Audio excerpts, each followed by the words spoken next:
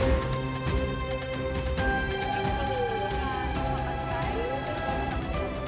wala na naman ho dito.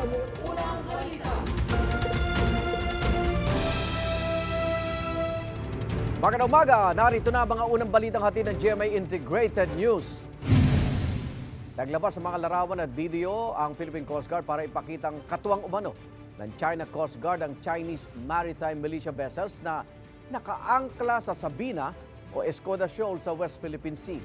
Ayon kay PCG spokesperson for the West Philippine Sea, Commodore J. Tariela, hindi man lang daw inspeksyon ng CCG ang militia vessels.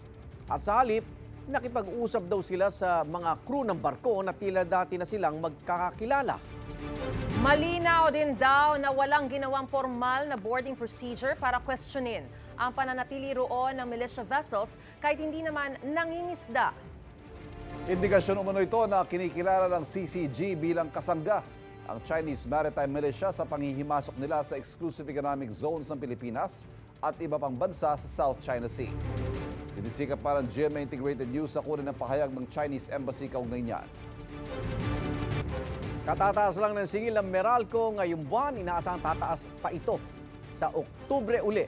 Inaaprubahan na kasi ng Energy Regulatory Commission ang hiling ng Meralco na i-adjust ang rate ng kuryenteng nakukuha nila sa dalawang natural gas-fired power plant.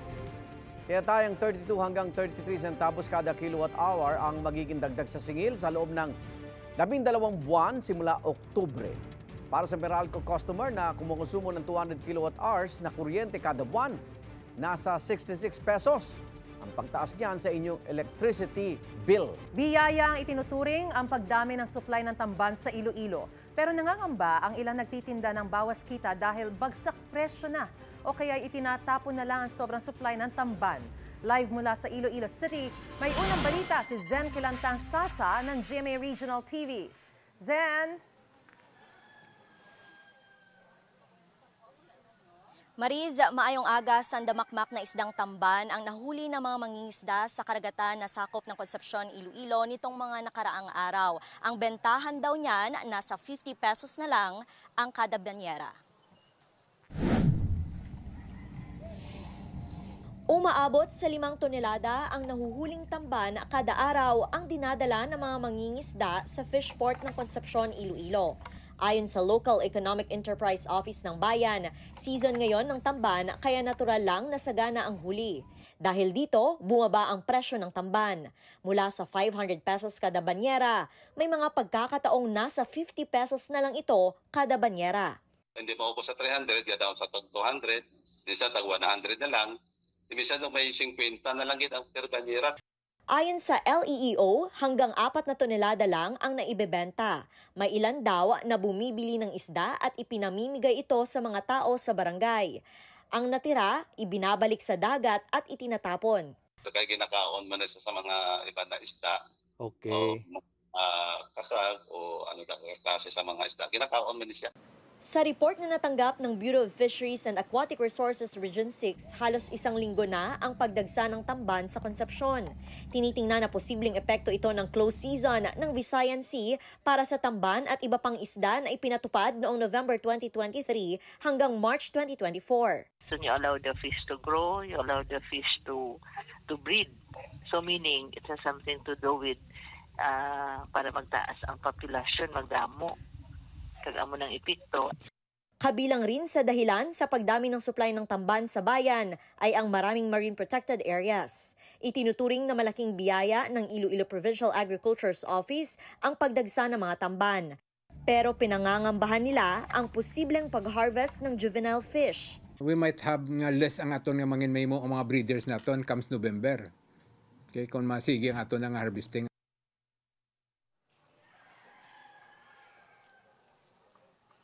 Mariz, inabisuhan na ng BFAR 6 ang LGU na ibenta sa mga karatig bayan ang mga natirang tamban galing sa fishport. Mariz? Mga salamat, Zen Kilantang Sasa ng GMA Regional TV. Halos 14,000 pesos, sapat na raw yan bilang panggastos kada buwan ng pamilyang may 5 miyembro at ayon yan sa Philippine Statistics Authority, PSA. Ano kaya masasabi yan ng ating mga kababayan? May unang balita si Maki Pulido. sa 2023 official poverty statistics ng Philippine Statistics Authority. Para hindi maituring na mahirap, kailangan hindi bababa sa 13,873 pesos ang kinikita ng isang pamilya kada buwan. Ito yung tinatawag na average poverty threshold. Sabi ng PSA, sapat na ang halagang yan para tustusan ng lahat ng mga pangunahing pangangailangan ng pamilyang may 5 miyembro. Magkakaiba ang poverty threshold sa kada rehiyon dahil magkakaiba ang presyo ng bayarin at gastusin. Sa Metro Manila, 15,713 pesos monthly income ang poverty threshold. Sa kwenta ng PSA, 69% o halos 11,000 piso dito ay para sa pagkain. Ang tira o halos 5,000 piso para sa ibang gastusin, tulad ng pamasahe, baon ng estudyante at pambayad sa kuryente at tubig. Sa tingin niyo, sir, kasya? Again, it is, sabi ko nga, it is most likely insufficient dahil basic, ang minimum basic needs, no? Ang idea dito ay para makita natin ano ba yung progress that we're making as a nation in terms of reducing the number of families and individuals from that threshold. Higit 15,000 pesos ang kita ni Jason kada buwan bilang isang construction worker. Nang kwentahin niya ang gastos at bayarin nilang mag-anak, higit ito sa kita niya kada buwan. Sa lagay na yan, tinitipid na nila ang budget sa pagkain at may mga nilalakad na lang siya para hindi mamasahe. May fix na gastos tulad ng bahay, tubig, kuryente, fix yun. Talagang di na kami makabawas doon kaya need namin maghanap ng ibang paraan, doon kami magbabawas. Para mapagdugtong ang mga gastos, kailangan ng umutang. Marami na talagang utang halos ang sinasahod namin, ibayad na lang sa utang namin pagdating ng linggo Sa kwentahang ito, hindi nakasali ang ipon o pambayad kung may magkasakit. Kaya nag-aalala si Monica na isa ring minimum wage earner dahil malapit na siyang manganak. Siyempre yung pambayad sa hospital, tapos pangkailangan ng bata, tapos pambili ng kunyari may mga kailangan na bilihin ng gamot sa labas. Mas mataas na ang itinakdang poverty threshold noong 2023 kumpara noong 2021. Do you think your statistics reflect the real situation that Filipinos face? Wait, yung numbers, kasi sabi natin, numbers don't lie. Ang binawas natin sa poverty, from 19.9 million, naging 17.52 million Filipinos. That's the number. May pagbawas talaga. So, anong ibig sabihin nun? Ibig sabihin, while tumaas yung ating threshold dahil sa food prices, tumaas yung ating income din. So, I agree the threshold might be low, but if we set it at that threshold, there is still a decrease in terms of poverty incidence. Ito ang unang balita, Maki Pulido para sa GMA Integrated News. Hindi kumpleto ang Pinoy Olympians sa Heroes Welcome sa Malacanang noong Martes. Sabi ng palasyo, nauna na kasing bumiyahe pa ibang bansang iba. Pero ayon sa dalawang Olympian, hindi raw sila nasabihan kaugnay rito. Narito po ang aking unang balita. Mula sa paglapag ng kanilang chartered flight hanggang sa inihandang programa at pamimigay ng cash incentives sa Malacanang, grande ang salubong sa pag-uwi ng mga atleta mula sa 2024 Paris Olympics. Pero hindi kumpleto ang Pinoy contingent. Nang tanungin ng ilang netizen kung bakit wala roon ang ilang Olympian, sagot ng gymnast na si Aliyah Finnegan, hindi sila nasabihan tungkol sa event. Sa hiwalay na tanong, sumagot ang gymnast na si Emma Malabuyo na gusto niyang magpunta pero hindi raw sinabi sa kanya ang tungkol sa event. Sinikap ng GMA Integrated News na makuna ng pahayag ang mga atleta sa pamamagitan ng text, tawag at maging ng asosasyong kanilang kinabibilangan pero wala pa silang tugon. Wala rin sa Malacanang ang golfer na si Dottie Ardina na dating nagpahayag ng saloobin sa social media tungkol sa kawalan ng uniform para suotin sa kompetisyon. Ayon sa palasyo at sa Philippine Olympic Committee, 5 atleta ang hindi nakasama sa biyahe pabalik ng Pilipinas dahil may naunang flight na sila patungo sa ibang bansa. Wala raw kaugnayan nito sa anumang issue. We were told that Ms. Bianca Pagdanganan will be in Scotland and then for a competition, si Ma'am Dottie Ardina naman will be in the US. Plus the 3 gymnasts, si Ms. Aliyah Finnegan, Ms. Levy Rivivor, and Ms. Emma Malabuyo naman, we were told that they will be in the US. Yung NSA na lang nila mag-explain doon. Wala naman kaming, ang alam kasi namin, umalis na sila ng maaga. At kahit hindi nakadalo sa event, matatanggap daw ng mga atletang lumahok sa Paris Olympics ang cash incentive mula sa palasyo. Wala pong may iwan. Isa-isa sila meron. The athletes, the coaches should coordinate with the Philippine Sports Commission para ma-refer sila sa point person ng Office of the President para ma-claim. And if ever na hindi makiklaim personally ng athletes or ng coach, they need to submit an authorization letter and the IDs. May dagdag na gantimpala para kay two-time gold medalist Carlos Yulo mula naman sa isang car company. Tatanggap siya ng high-end SUV na sana raw ay makapagdadala kay Yulo sa mas mataas pang tagumpay. Di lang gantimpala para sa sarili ang nakamit ni Carlos at ng iba pang mga Olympian sa kanilang pagsabak sa Paris 2024 Olympics. Gantimpala rin ito sa buong sambayan ng Pilipino dahil ang bitbit nilang 2 ginto at 2 bronze para sa bansa ang naglagay sa atin sa #1 slot sa buong Southeast Asia. Si pole vaulter EJ Obiena naman tumanggap ng 3 million pesos mula sa 3 grupo nang bumisita siya sa kanyang alma mater. Sa inilabas na ranking ng World Athletics pagkatapos ng Olympics, bumaba sa 2nd pwesto si EJ mula sa pagiging world number 2. Nakatakdang mag-host si EJ ng world-class pole vault meet sa Pilipinas sa Setyembre. Kasama sa mga plano imbitahan ng Olympic gold medalist at world number 1 na si Armand Duplantis. Kahanda naman ang Heroes Welcome ang LGU sa Santa Cruz, Davao del Sur para kay Olympic bronze medalist Nesty Petesio sa August 22. Disyembre pa huling nakauwi si Nesty bago sumabak sa training sa Olympics ayon sa kanyang mga kaanak. Kaya naman sabik na silang makita siya. Sobrang saya po namin, sobrang saya ko po dahil personal namin makasama si Nesty para mapadama namin sa kanya na ang todo suporta namin bilang pamilya niya nandyan palagi po sa kanya. Excited kami makauwi siya para sama kami sa parade kung sakali. Bago makarating sa La Loma, Quezon City, ilang inspection sites muna ang dinaanan ng truck na may dalang baboy para makasigurong hindi ito infected ng African swine fever. Kumusta naman kaya ang presyuhan ng lechon ngayon? Live mula sa Quezon City, may unang balita si James Agustin. James! Susan, good morning. Bahagyang bumaba yung presyo ng lechon dito sa Lechon Capital of the Philippines, itong La Loma sa Quezon City. Sabi sa atin ng mga nagtitinda, medyo matumal daw talaga yung bentahan, lalo na ngayong buwan ng Agosto at ine-expect nila yan hanggang sa susunod na buwan. Yung mga baboy na galing doon sa probinsya na lilechonin dito, talaga namang dumaan sa ilang inspeksyon bago makarating sa Metro Manila. Silang dalawa. Mula pa sa Camarines Sur, nasa 200 baboy na ibiniyahe sa La Loma, Quezon City para lechonin. 7 raw ang inspection site na dinaanan ng truck. Pinakahuli ang sa La Loma, kung saan nakapwesto ang Bureau of Animal Industry, City Veterinary Department at Pulisya. Kung dati mabilis lang ang labas-masok ng mga baboy sa NCR, ngayon mahigpit para makaiwas sa African Swine Fever o ASF. Mahirap talaga sir ngayon mag-travel ng baboy gawa nung sa ASF. Dapat yung papel mo talaga kompleto. Di ka makakabiyay basta-basta kung kulang yung papers mo. Oo. Una, bina-blood sample muna yung baboy namin. 4 days bago makuha yung result. Tapos, kukuha ka pa ng shipping. Tapos, vet health. Pabor naman sa ganitong paghihigpit ang mga nagtitinda ng lechon. Bagyang bumaba ang presyo ng lechon. Pinakamurang 5,000 pesos na 4 to 6 kilos na. 15,000 pesos naman ang 24 to 25 kilos. Sa bentahan naman, yun nga, minsan mabenta, minsan hindi. Depende na yun sa ano. Yung season kasi ngayong August, talagang napakatumal. Napakahirap kumuha ng baboy. Kasi sobrang higpit nga, kailangan mo ng maraming documents na kailangan mong i-provide.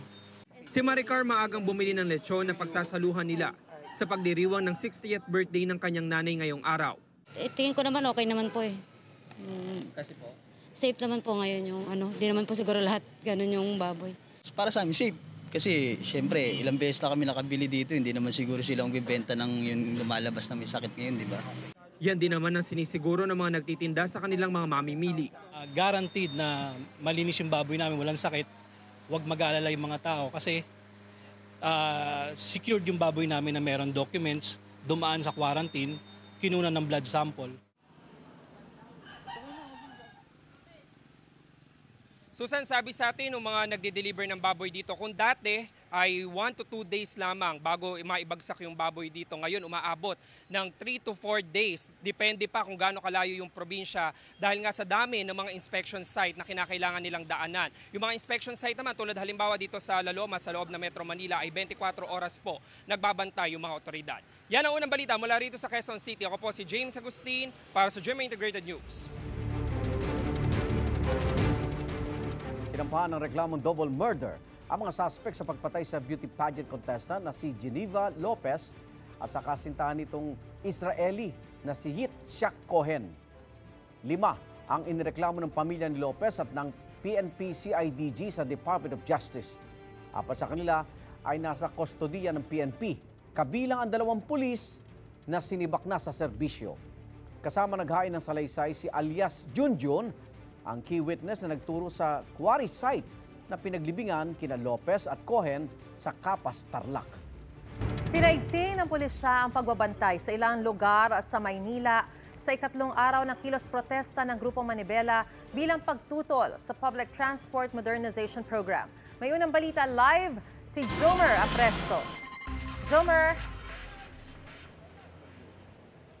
Maris, good morning. Nakaantabay na ang mga tauhan ng Manila Police District dito sa bahagi ng Mendiola. Kaugnayan ng posibleng kilos protesta ng Grupong Manibela.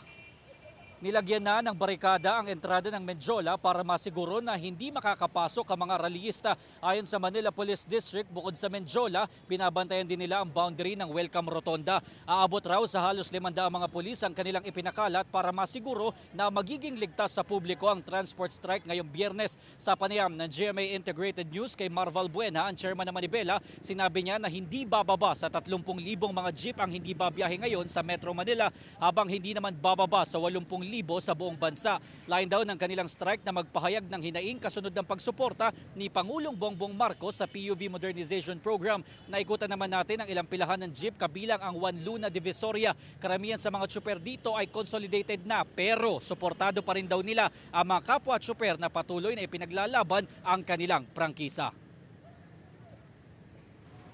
Kawawa din sila pag hindi nakabiyahe. Kawawa din pag di sila mabiyahe, kawawa din yung mga driver. Yung mga regional members po namin ay dire-diretso pong nagtigil pasada. Medyo nagpahinga lang kami kahapon dahil sa sobrang pagod dahil nung Monday pa po kami.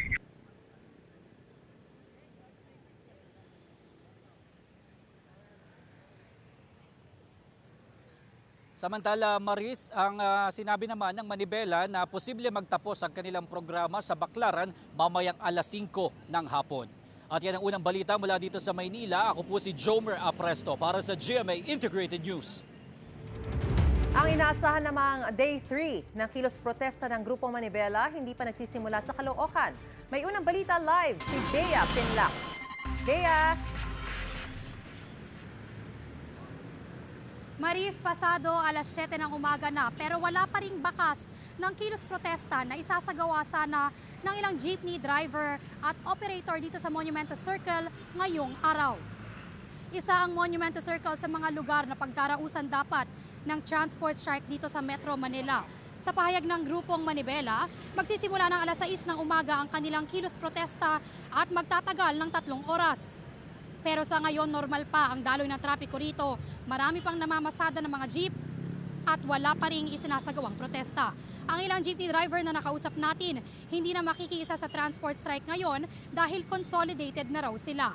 Ang iba naman hindi na tumututol sa programa dahil wala na rin daw silang magagawa. Wala naman sinasabi yung operator namin driver lang po ako dito.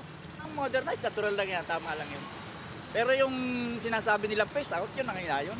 Hindi na natin pipigilan yan Hindi natin pipigilan yan kahit ano gawin namin pagpuprotesta, wala rin mangyayari kasi siyempre sila ang may niyan nasa kanila na lalo na yung mga matataas.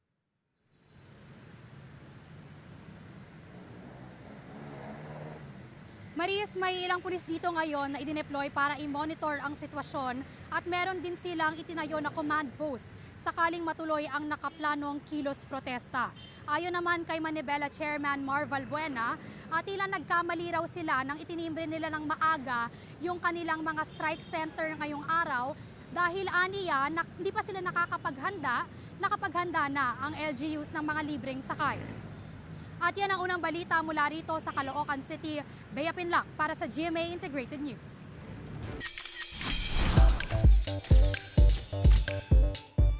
Okay, from Binibini Clay at Ginoong Fidel ng Maria Clara at Ibarra, kinilig din ang hatid ng fans sina Adelina de la Cruz at Hiroshi Tanaka ng Pulang Araw.